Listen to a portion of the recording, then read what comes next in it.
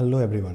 तो company law जो है वो इम्पॉर्टेंट रोल प्ले करता है आपके AIB एग्ज़ाम में। इससे दो क्वेश्चन पूछते ही हैं और इजी क्वेश्चन पूछते हैं जो अगर आप अच्छे से थोड़ा भी मेहनत कर लो तो इजीली बना सकते हो। ठीक है, तो इस वीडियो में हम कम्प्लीटली कंपनी लॉ को ख़त्म कर देंगे।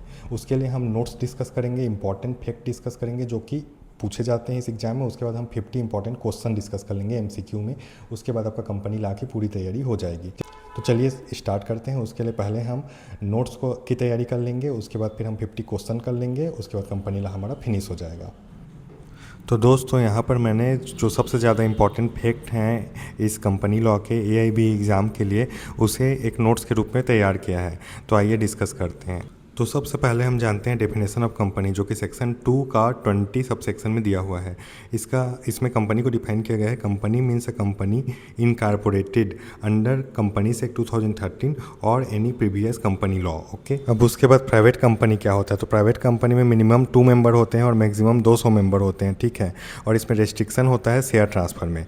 पब्लिक कंपनी क्या होता है, तो इसमें मिनिमम 7 मेंबर होते हैं और इसमें कोई रेस्ट्रिक्शन नहीं होता शेयर ट्रांसफ़र में। अब फॉर्मेशन ऑफ कंपनी कैसे होता है। तो कंपनी में भी formed for any lawful purpose by subscribing names to MOA। तो MOA में नाम सब्सक्राइब करके लॉफुल पर्पस के लिए कंपनी बनाया जा सकता है।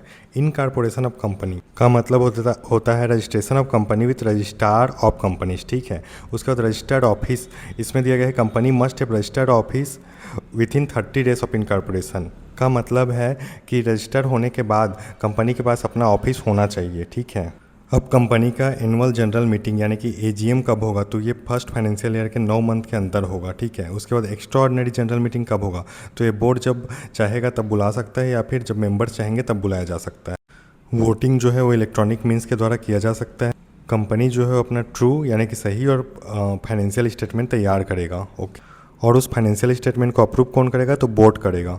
उसके बाद फिर कंपनीज को कॉरपोरेट सोशल रिस्पॉन्सिबिलिटी में अपने प्रॉफिट का नेट प्रॉफिट का 2% खर्च करना पड़ेगा। कितना खर्च करना पड़ेगा, 2%। ओके, उसके बाद बोर्ड ऑफ डायरेक्टर्स है। तो मिनिमम डायरेक्टर कितने होंगे, पब्लिक कंपनी में 3 होंगे, प्राइवेट कंपनी में 2 होगा और 1 पर्सन कंपनी में 1 होगा। अपॉइंटमेंट ऑफ डायरेक्टर कौन करेगा, तो वो जनरल मीटिंग में अपॉइंट किया जाएगा। ओके, डायरेक्टर डिस्क्वालीफाई कैसे में होगा, तो अगर फ्रॉड करता है या फिर फाइनेंशियल स्टेटमेंट फाइल नहीं करता है तो डिस्क्वालीफाई हो सकता है, और भी ग्राउंड है इसके। ओके, उसके बाद बोर्ड मीटिंग कितना होगा, तो एक साल में कम से कम 4 बोर्ड मीटिंग होगा।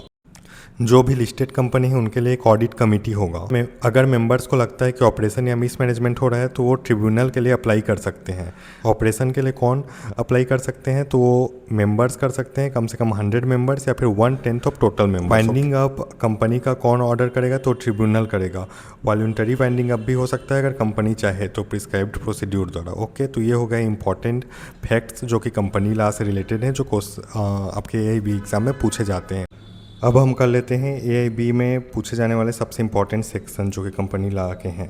तो इसमें सेक्शन 220 जो कि कंपनी डेफिनेशन है। ठीक है, अब सेक्शन 2 का सब सेक्शन 68 जो कि प्राइवेट कंपनी को डिफाइन करता है। सेक्शन 2 का सब सेक्शन 71 जो कि पब्लिक कंपनी को डिफाइन करता है। सेक्शन 7 जो कि इनकॉर्पोरेशन को डिफाइन करता है। सेक्शन 43 और 44 जो कि शेयर कैपिटल से डील करते हैं।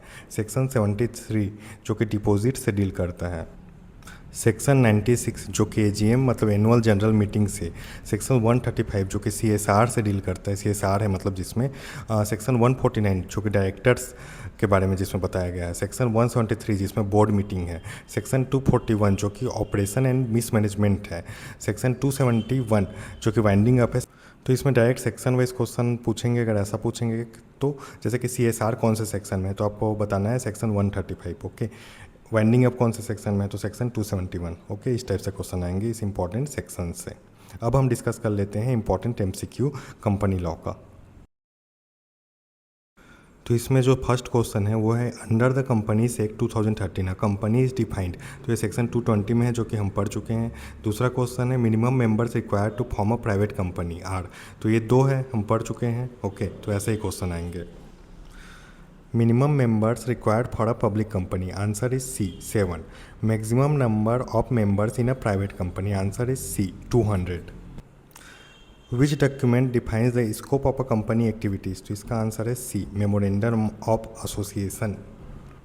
Next question is internal rules of company management are content in, तो इसका आंसर है C articles of association. Next question is the doctrine of ultra vires means, तो इसका आंसर है B, act beyond powers of company.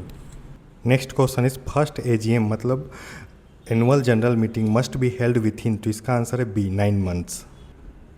Next important question is minimum directors in a public company, तो इसका answer है C, 3। उसके बाद है minimum directors in a private company, तो इसका आंसर है बी, 2। ओके, उसके बाद है minimum directors in a OPC 1 person company, तो इसका आंसर है 1, ए। 12 नंबर है director identification number DIN is provided under, तो इसका आंसर है बी, सेक्शन 153। 13 है शेयर्स आर कंसिडर्ड एस, इसका आंसर है बी, मूवेबल प्रॉपर्टी। 14 है kinds of share capital are given in, तो इसका आंसर है बी, 43 सेक्शन। 15 है shares are movable property under, तो इसका आंसर है बी, सेक्शन 44। 16 है प्रोस्पेक्टस मीन्स, तो इसका आंसर है B, invitation to public to subscribe shares. 17 है civil liability for misstatement in prospectus is under, तो इसका आंसर है बी, सेक्शन 35। उसके बाद है 18 criminal liability for misstatement in prospectus is, तो इसका आंसर है सेक्शन 34A। 19 है acceptance of deposit is governed by, तो इसका आंसर है सेक्शन 73C। 20 है annual general meeting is given under, तो इसका आंसर है सी, 96, ये इंपॉर्टेंट है। ओके।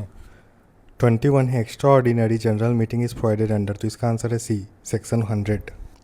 22 है minimum board meeting in a year, तो इसका आंसर है सी, 4। ठीक है, 4 बोर्ड मीटिंग होने चाहिए एक साल के अंदर। 23 है board meeting are governed by, तो इसका आंसर है ए, सेक्शन 173।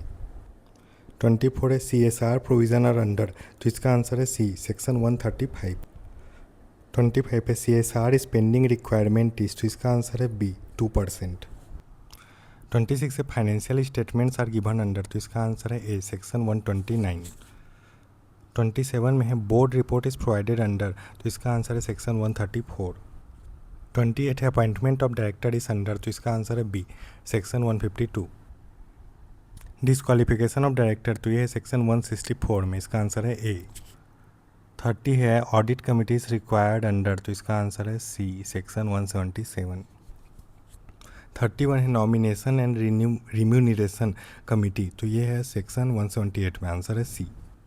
32 है operation and miss management application, तो ये है सेक्शन 241 में, आंसर है ए। 33 है who can apply for operation and miss management, तो इसका आंसर है सी, सेक्शन 244। 34 है क्लास एक्शन सूट्स, तो ये है सेक्शन 245 में, आंसर है बी। 35 है removal of company name from register, तो इसका आंसर है बी, सेक्शन 248। अब 36 है वाइंडिंग अप बाय ट्रिब्यूनल, तो ये है सेक्शन 271 में, आंसर है बी। अब 37 है voluntary winding up provision were earlier under, तो ये है आंसर ए, सेक्शन 304। 38 है कंपनी है separate legal entity stabilized in case, तो इसका आंसर है सी, साल्मोन वर्सेस साल्मोन। 39 है doctrine of indoor management case, तो इसका आंसर है ए, तुर्कंद केस। 40 है अल्ट्रा वायर्स डॉक्ट्राइन केस, तो इसका आंसर है A, Ashbury railway carriage case. 41 है registered office of company must be stabilize within, तो इसका आंसर है बी, 30 डेज। 42 है 1 पर्सन कंपनी इंट्रोड्यूस्ड इन, तो इसका आंसर है बी, कंपनीज एक्ट 2013। 43 है OPC मिनिमम नंबर्स मतलब 1 पर्सन कंपनी मिनिमम नंबर्स, तो इसका आंसर है ए, 1। 44 कंपनी इज एन, तो इसका आंसर है ए, आर्टिफिशियल पर्सन। नेक्स्ट है कंपनी हैज़, तो इसका आंसर है ए, लिमिटेड लिएबिलिटी। नेक्स्ट है कारपोरेट वेल मीन्स, तो इसका आंसर है A, legal identity of company separate from members. 47 है ट्रिब्यूनल फॉर कंपनी मैटर्स, तो इसका आंसर है सी, NCLT। 48 है अपीलेट ट्रिब्यूनल फॉर NCLT, तो इसका आंसर है ए, NCLAT। 49 है share certificate is evidence of, तो इसका आंसर है बी, ऑनरशिप ऑफ शेयर्स। 50 है कंपनीज क्रिएटेड बाई, तो इसका आंसर है बी। तो इस प्रकार से आपके मोस्ट इंपॉर्टेंट 50 क्वेश्चन हो गए। अगर कंपनी लॉ से क्वेश्चन आएंगे तो इन्हीं में से आएंगे, जो हमने नोट्स पढ़ा, जो हमने सेक्शंस पढ़े और जो हमने MCQ पढ़ा। इससे बाहर का कोई क्वेश्चन कंपनी लॉ से नहीं आने वाला। तो ये आप अच्छे से बार बार ये वीडियो को देख के मेमोराइज कर लीजिए। Thank you for watching this video. अब share this video with your friends. Thank you.